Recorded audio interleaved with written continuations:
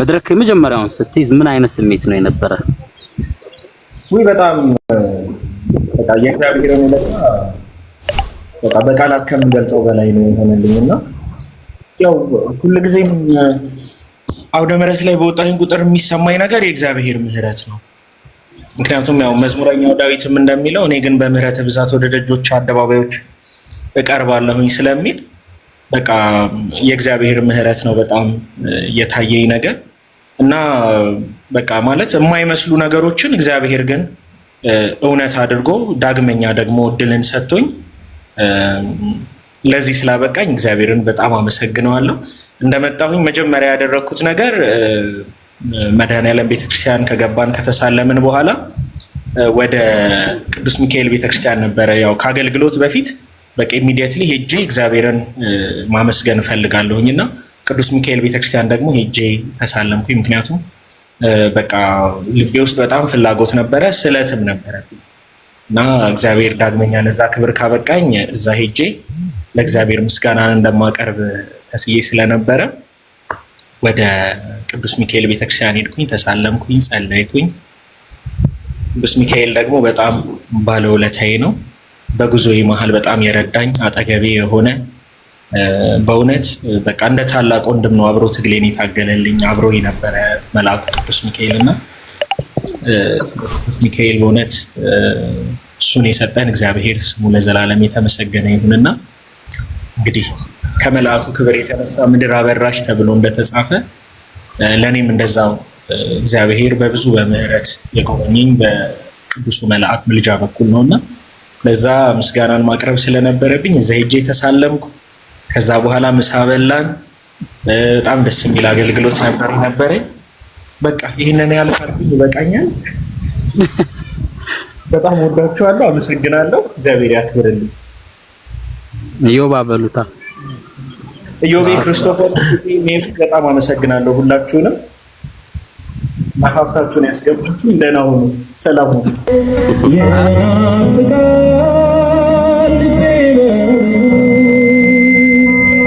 Yeah.